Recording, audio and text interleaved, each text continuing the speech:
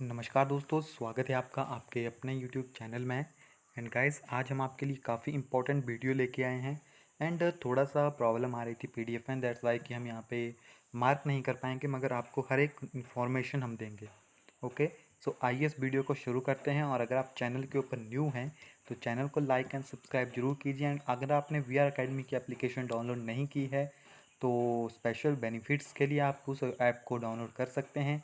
Link हमने आपको description में दिया हुआ है। सो चलिए वीडियो को शुरू करते हैं। फर्स्ट क्वेश्चन हमारे पास काफ़ी कॉमन क्वेश्चन है। क्वेश्चन है हमारे पास, when a glass rod is rub with a piece of silk the charge acquire by glass rod is.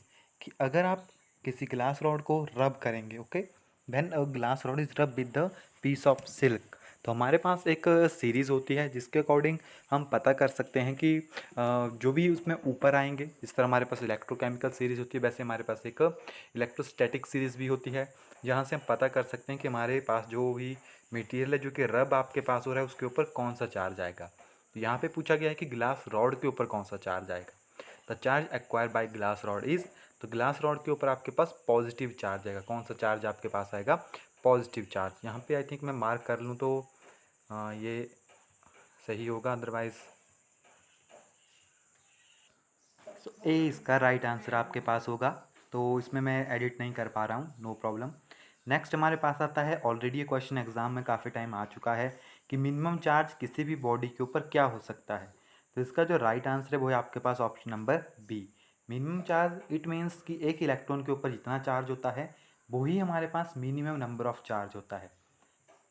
यानी एक इलेक्ट्रॉन के ऊपर जितना चार्ज आपके पास होगा वो ही हमारे पास मिनिमम नंबर ऑफ चार्ज जो है रिप्रेजेंट करता है। नेक्स्ट हमारे पास, number of electron forming 1 coulomb charge is equal to. Already ये क्वेश्चन एग्जाम में आ चुका है। इसका राइट आंसर क्या था आपके पास? इसका जो राइट आंसर हमारे पास आता है वो होता है 6.25 इंटू 10⁻⁻18। Is that clear? काफ़ी इंपॉर्टेंट क्वेश्चन है, यहाँ पे मैं लिख नहीं पाऊंगा तो इसको एक्सप्लेन करना थोड़ा सा मुश्किल हो जाएगा हमारे पास। 6.02 इंटू 10⁻18। तो सी जो है इसका आपके पास राइट आंसर है। देखिए, जो क्वेश्चन हम आज आपके लिए लाए हैं वो काफ़ी इंपॉर्टेंट क्वेश्चन है। नेक्स्ट हमारे पास, when body become negatively charge its masses. अगर बॉडी नेगेटिवली चार्ज हो तो उसके मास क्या करता है आपके पास? उसका मास जो है इंक्रीज कर जाता है, क्योंकि वहाँ पे कोई ना कोई चीज़ आई है। नेक्स्ट हमारे पास देखिए, कुछ क्वेश्चन काफ़ी हाई लेवल के हैं तो उनको आप स्किप भी कर सकते हैं। तो यहाँ पे क्वेश्चन आपके पास आता है कि if Q be the charge on the body at rest, यानी आपके पास कोई बॉडी है जिसका चार्ज जो है वो आपके पास क्यू है रेस्ट में, then the charge on the body when it is moving with speed V is. अगर बॉडी वी स्पीड के साथ मूव कर रही है तो उसके ऊपर कितना चार्ज आपके पास होगा? चार्ज आपके पास उतना ही रहेगा, यानी क्यू, यानी इन्वेरेंस ऑफ। नेक्स्ट है हमारे पास, the unit of permeability of free space epsilon is. तो एप्साइलन के आप किस तरह से निकाल सकते हैं? 1/4 pi epsilon nought Q1 Q2 upon R square कर सकते हैं। It mean F is equal to, तो एफ की वैल्यू नीचे आ जाएगी आपके पास, then F epsilon is equal to 1/4 pi epsilon nought Q1 Q2 upon, sorry F नीचे आ जाएगा तो फोर्स की वैल्यू डालिए, फोर्स के न्यूटन हो जाएंगे, इट मीन न्यूटन इनवर्स आएगा आपके पास। एक तो क्लियर हो गया आपके पास कि जिसमें न्यूटन इनवर्स होगा वो इसका आंसर होगा। तो आप देख सकते हैं डी आपके पास इसका राइट आंसर होगा। देखिए, केवल एक से ही आपने निकाल लिया क्योंकि न्यूटन नीचे है, देन यहाँ से हमारे पास हो गया। देन नेक्स्ट हमारे पास आता है the value of absolute electric permeability of free space. तो देखिए यहाँ पे सेम है आपके पास, ऊपर परमेबिलिटी पूछा गया था, अब यहाँ पे वैल्यूज़ पूछी गई है। तो मैंने क्या कहा, न्यूटन इनवर्स आपके पास आता है। तो यहाँ पे यूनिट ही देख लीजिए, आपको वैल्यू पता लग जाएगी। तो कहाँ पे आपके पास फर्स्ट में अगर हम देखेंगे तो न्यूटन इनवर्स है, ए ही आपके पास यहाँ पे राइट आंसर, यानी 8.85 into 10⁻⁻12 coulomb square newton inverse metre inverse square जो आपके पास इसका राइट आंसर होगा। नेक्स्ट है हमारे पास, the cause of charging of a body. कोई बॉडी चार्ज कब होगी? जब उसमें इलेक्ट्रॉन ट्रांसफर होंगे। So C is the right answer. Next है हमारे पास, the SI unit of electric field intensity. Electric field intensity को हम रिप्रेजेंट करते हैं आपके पास ई के साथ। E is equal to F upon Q, यानी कितनी फोर्स है हमारे पास, कितना वहाँ पे चार्ज हमारे पास है। तो देख लीजिए, न्यूटन कूलम यूनिवर्स हमारे पास हो जाएगा, फोर्स के हमारे पास न्यूटन हो जाएंगे। नेक्स्ट है हमारे पास SI unit of electric dipole moment. तो इलेक्ट्रिक डायपोल मोमेंट के यूनिट आपके पास कूलम मीटर है, इट मीन आपके पास यहाँ पे चार्ज होगा एंड डिस्टेंस होगा आपके पास, डिस्टेंस के आपके पास मीटर आएंगे यानी लेंथ आपके पास हो जाएगा नॉर्मल सा। ओके, सो ये राइट आंसर है इसका सी। नेक्स्ट हमारे पास dimensions of electric dipole moment, तो यूनिट से आप निकाल सकते हैं। कूलम आपके पास चार्ज था, नहीं क्यू था आपके पास, मीटर था क्यू, इट मीन्स चार्ज आपके पास होता क्या है, चार्ज हमारे पास होता है current into time, current into time यानी एम्पियर होगा एंड आपके पास टाइम होगा यानी टी भी आएगा ए भी आएगा, यानी इसका राइट आंसर कौन बन रहा है आपके पास, एम की वैल्यू नॉट होगी, सो ए इसका राइट आंसर आपके पास यहाँ पे बन रहा है, आप देख सकते हैं। नेक्स्ट हमारे पास angle between the electric dipole moment and the electric field intensity due to electric dipole at a point on its axial point, तो एक्सियल पॉइंट के ऊपर आपके पास 0 डिग्री होता है दोनों में। एंड अगर बात करें आप इक्वेटोरियल में, तो इक्वेटोरियल में आपके पास यहाँ पे 180 डिग्री हो जाता है। ओके, काफ़ी इजी है आपके पास कि angle between electric dipole moment की बात करें तो वो आपके पास कितना हो जाता है यहाँ पे, एक्सियल के ऊपर 0 डिग्री एंड इक्वेटोरियल के ऊपर आपके पास या इक्वेटोरियल के आपके पास 180 डिग्री हो जाता है। नेक्स्ट क्वेश्चन यहाँ पे हमारे पास आता है dielectric constant of air is, air के लिए डाइलेक्ट्रिक कांस्टेंट की वैल्यू कितनी होगी हमारे पास और मेटल के लिए कितनी होगी, काफ़ी इंपॉर्टेंट है हमारे पास। मेटल के लिए वैल्यू होती है इनफाइनाइट, मेटल के लिए डाइलेक्ट्रिक कांस्टेंट की वैल्यू होती है इनफाइनाइट। अगर बात करें आप एयर के लिए, तो एयर के लिए हम 1 यूज़ करते हैं, dielectric constant of air is 1, काफ़ी इंपॉर्टेंट क्वेश्चन है। नेक्स्ट हमारे पास आता है SI unit of electric potential, तो ये तो काफ़ी इजी, यहाँ पे आपके पास आंसर भी साथ में दिए हुए हैं, तो इसके यूनिट आपके पास हो जाते हैं वोल्ट। आपको पता है इलेक्ट्रिक पोटेंशियल को हम वी के साथ डिनोट करते हैं, तो इसके यूनिट हो जाते हैं आपके पास वोल्ट। और 1 वोल्ट आपके पास क्या होता है, वर्क डन अपॉन चार्ज, कितना आपके पास चार्ज, और चार्ज हमारे पास क्या होता है, करंट इनटू टाइम, तो आप यहाँ से वैल्यूज निकाल सकते हैं। 1 वोल्ट आपके पास कितना होता है, V is equal to W upon Q, work done आपके पास होगी, तो वर्क डन के लिए आप यूज़ करते हो जूल, चार्ज के लिए हम यूज़ करते हैं coulomb, so joule coulomb inverse, काफ़ी इजी टर्म्स है आपके पास।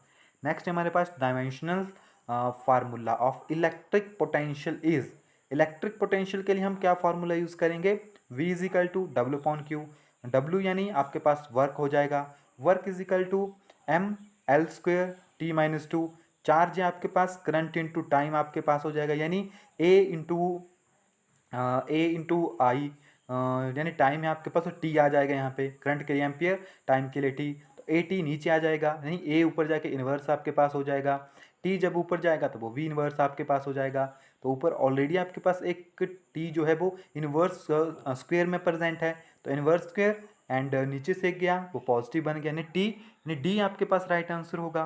मौका मिला तो ब्लैक बोर्ड के ऊपर भी करवाऊंगा इसको। नेक्स्ट हमारे पास what is the work done in moving a charge, तो आपको यहाँ पे क्या बताना है, यहाँ पे वर्क डन बताना है, तो वर्क डन यहाँ पे आपके पास आएगा डायरेक्टली कि आपके पास चार्ज कितना है एंड आपके पास पोटेंशियल डिफरेंस कितना है, तो आपके पास मल्टीप्लाई करेंगे then is equal to 20।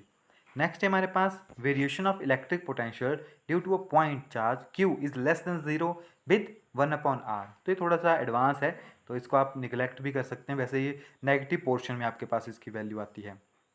And electric potential due to an electric dipole at a point of distance R, तो ये आपके पास 1 अपॉन आर स्क्वेयर करके वैल्यू आती है, तो 1 अपॉन आर जब ऊपर चलेगा तो इन्वर्स में हो जाएगा, इसको भी आप नॉर्मल सा देखिए यहाँ पे। Electric potential due to an electric dipole at a point of distance R on its equatorial line, तो इक्वेटोरियल लाइन के ऊपर ऑलरेडी हम देख चुके हैं 0 होता है आपके पास।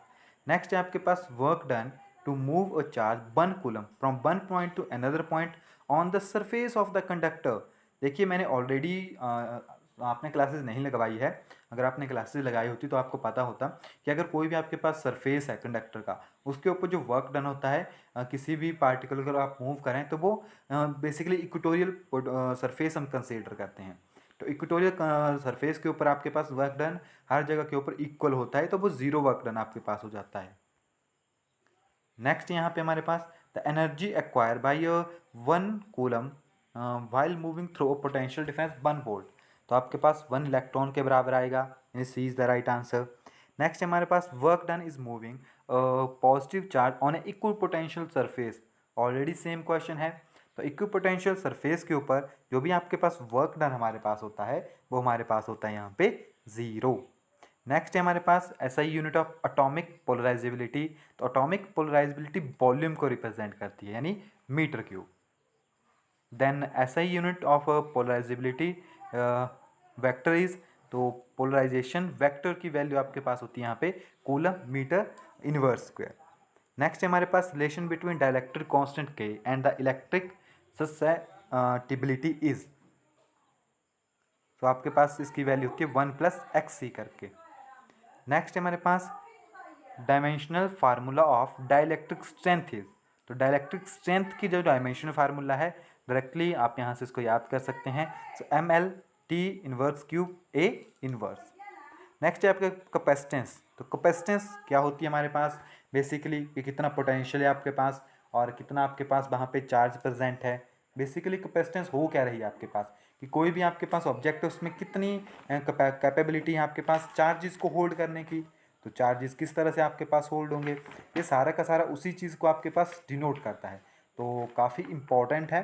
मैं आपको इसके बारे में थोड़ा सा बता देता हूँ ताकि आप इसको अच्छे से जो है कर सकें। तो यहाँ पे हमारे पास है capacitance, capacitance and capacitor, capacitor जिस पे आपके पास स्टोर होती है एंड कैपेसिटेंस आपके पास होगी कितनी उसकी कैपेसिटी है आपके पास। सो यहाँ पे जो हम टर्म यूज़ करेंगे, सो कैपेसिटेंस जो हमारे पास होती है वो हमारे पास है C=Q/V, कितना चार्ज है और कितना पोटेंशियल है। कैपेसिटर अपोजिट होता है, कैपेसिटर हमारे पास पोटेंशियल अपॉन चार्ज होता है, तो कैपेसिटेंस जो हमारे पास वो चार्ज अपॉन पोटेंशियल होगी, तो इसके यूनिट भी आपके पास आ सकते हैं कूलम, बोल्ट इनवर्स आपके पास इसके यूनिट आ जाएंगे। यूनिट याद रख लीजिए आपके पास हो जाएगा, क्योंकि अभी मैंने आपको बताया था कि आपके पास जो चार्ज है उसके 80 होते हैं एंड जो भी आपके पास वी है यानी वो वर्क अपॉन चार्ज आपके पास होता है, तो जब ऊपर जाएंगे तो चार चार स्क्वायर हो जाता है, यानी ए आपके पास इसका राइट आंसर बनता है। कैपेसिटेंस के ऑलरेडी मैंने अभी करवाया आपको कि कैपेसिटेंस के यूनिट आपके पास या तो फैराडे आपके पास होंगे, ओके, या तो आपके पास फैराडे होंगे या तो कूलम वोल्ट इनवर्स आपके पास होगा, दोनों इसी के यूनिट हैं, तो फैराडे करके भी हम इसको आपके पास डिनोट करते हैं, तो Faraday is also the unit of capacitance. Next आपके पास टर्म है कि आप कैपेसिटेंस कैसे निकाल सकते हो अगर आपको डिफरेंट फॉर्म में वो दिया हो, तो आपके पास जो कैपेसिटर्स हैं उनको हम सीरीज़ में लगा सकते हैं एंड पैरेलल में लगा सकते हैं। अगर वो आपके पास यहाँ पे पैरेलल में लगे हैं तो पैरेलल में क्या होता है कि इंडिविजुअल के ऊपर डिपेंड करता है, इट मीन्स कि आपके पास टोटल कितना आएगा, प्लस करेंगे डायरेक्टली इनको, तो ये क्या है आपके पास यहाँ पे पैरेलल में लगे हैं तो डायरेक्टली प्लस कर देंगे इनको, यानी आपके पास जो वैल्यू बनेगी यहाँ पे सी पी लिख सकते हैं आप, यानी capacitance in parallel is equal to C1+C2+C3+so on+Cn। Normal सा क्वेश्चन है, यहाँ पे सॉल्व किया हुआ है। अगर आपके पास सीरीज़ में है तो सीरीज़ में आपके पास होता है 1/CS is equal to 1/C1+1/C2+1/C3 +1/Cn, तो सीरीज़ में निकाल सकते हैं। जैसे यहाँ पे आप देख सकते हैं हमारे पास क्या है, एक सीरीज़ में दिया है एक पैरेलल में दिया है, तो पहले हम सीरीज़ वाले का निकाल लेंगे, देन सीरीज़ वाला दोनों के साथ दोनों जो हैं थर्ड के साथ आपके पास पैरेलल में है, आप कैलकुलेट कर सकते हैं। देखिए C=1/C1+1/C2, इसको सॉल्व करेंगे तो हमारे पास बनता है C=C1C2/C1+C2+C3 रिप्रेजेंट करें थर्ड को। इस तरह से आप इन सभी क्वेश्चंस को कर सकते हैं, काफ़ी इंपॉर्टेंट क्वेश्चन है। इसका राइट आंसर 6 आएगा क्योंकि यहाँ पे अभी आधा ही सॉल्व किया है, ये अभी आपके पास आधा ही सॉल्व किया है। नेक्स्ट जो हमारे पास यहाँ पे टर्म आती है वो हमारे पास यहाँ पे है the unit of electric power is, power को हम रिप्रेजेंट करते हैं वाट के साथ, किसके साथ, वाट के साथ। Current carrier in electrolyte are, तो उसमें पॉजिटिव नेगेटिव आयंस हमारे पास क्या होते हैं, current carrier. Number of electron crossing a cross section of conductor per second to constitute 1 ampere current are, तो अब वो आपके पास होंगे 6.25 × 10⁻18, जो हमने पीछे भी अभी देखा था, ये ऑलरेडी एग्जाम में क्वेश्चन पूछा जा चुका है। नेक्स्ट है हमारे पास dimensional formula of resistance. Resistance आपके पास होती क्या है, potential is directly proportional to current, then potential is equal to R I, then R is equal to V upon I आपके पास बनता है, देन वी आपके पास वर्क अपॉन चार्ज होता है, आई आपके पास करंट होता है, तो वहाँ से आप निकाल सकते हैं। अभी मैं इन क्वेश्चन को अगर हमारे पास फ्री टाइम बचा तो बोर्ड के ऊपर करवाएंगे, देन आप इजी वे में अंडरस्टैंड कर लोगे। Is that clear? ए इसका आपके पास राइट आंसर होगा। देन रजिस्टिविटी, तो रजिस्टिविटी आपके पास किस तरह से आती है, resistance is directly proportional to length and inversely proportional to area of cross section. So जब प्रोपोर्शनलिटी का साइन हमारे पास रिमूव होगा देन हमारे पास एक टर्म आएगी rho. So rho is equal to R area upon length, तो वैल्यू डालेंगे then हमारे पास इसका आंसर बन जाएगा। तो इसका आंसर आपके पास होगा यहाँ पे सी। नेक्स्ट है हमारे पास यहाँ पे the resistivity of a metal wire is rho, already हमें पता है। अब क्या किया, लेंथ डबल कर दी, जो मैंने अभी आपको फार्मूला बताया rho is equal to R A upon L, उसको थोड़ा सा रिवर्स कीजिए तो आपको रेजिस्टिविटी पूछा गया है, रो ही पूछा गया है, तो एल की वैल्यू को डबल कर दीजिए, 2L कर, सॉरी डबल की है, ओके 2L कर दीजिए। देन जब वहाँ पे 2L पुट करेंगे तो दो कंडीशन आएगी, तो आपके पास जो 2 है उसको बाहर निकाल लेंगे तो हमारे पास क्या होगा, जो अंदर वैल्यू है वो कितनी होगी आपके पास, रो होगी। मगर यहाँ पे आपके पास पूछा गया when its length is double, so हमारे पास क्या होता है कि रजिस्टिविटी जो है वो स्पेशली डिपेंड करती है आपके पास किसके ऊपर, ये already question previous year exams में आया है। रजिस्टिविटी डिपेंड करती है आपके पास टेम्परेचर के ऊपर and nature of the material के ऊपर, वो लेंथ के, एरिया के, डायमेंशन के इंडिपेंडेंट है, तो वो रो ही आपके पास रहेगी, उसमें कोई भी फैक्ट आपके पास नहीं होगा। रेजिस्टेंस पूछा हो तो वहाँ पे आप करोगे wire of length L is drawn from 2L then its resistance, तो L की जगह 2L करेंगे, जो मैंने अभी आपको फार्मूला बताया जो ऊपर मैं बता रहा था वो आप यहाँ पे यूज़ करोगे, तो आप देखोगे तो वो 4 टाइम आपके पास इंक्रीज हो जाएगी। नेक्स्ट भी हमारे पास सेम है आपके पास, तो इसी में भी आप वही फार्मूला यूज़ करोगे। देन हमारे पास यानी आपको यूज़ करना है rho is equal to R A upon L, values डालिए वहाँ पे। रेडियस है आपके पास, तो रेडियस कहाँ से आएगा, एरिया क्या होता है पाई आर स्क्वायर, तो उसको ओपन कीजिए, पाई आर स्क्वायर लिखिए, देन आर की वैल्यू को आर अपॉन 4 पुट कर दीजिए। लेंथ है आपके पास एंड रेडियस है आपके पास आर, तो वैल्यूज़ डालिए बस। लेंथ आपके पास एल कर दिया उन्होंने अगेन, तो आपके पास यहाँ पे क्या होता है वो 256 टाइम्स हो जाते हैं ओरिजिनल रेजिस्टेंस के। नेक्स्ट है हमारे पास यहाँ पे mobility of electron that is mu E and mobility of hole is, तो देखिए होल्स बेसिकली आपके पास कम होते हैं as compare to electrons, so B इसका राइट आंसर होगा। तो यहाँ पे हमारे पास पेज 10 तक जो है हमने क्वेश्चन स्टडी कर लिए। आप वैसे तो बोर्ड के ऊपर करवाऊँ तो इनको 1 आवर भी लग सकता है, थोड़ा सा यहाँ पे इशू आ रहा है दैट्स वाई कि, मगर फिर भी आपको कॉन्टीन्यूस वे में वीडियो प्रोवाइड करवाएंगे, तो इसीलिए हमने यहाँ पे ये डाला है। सो यहाँ से आप इसको चेकआउट कर सकते हैं एंड मिलते हैं नेक्स्ट वीडियो में, तब तक के लिए thank you, have a nice day. बाकी बचे हुए क्वेश्चन को कल स्टडी करेंगे।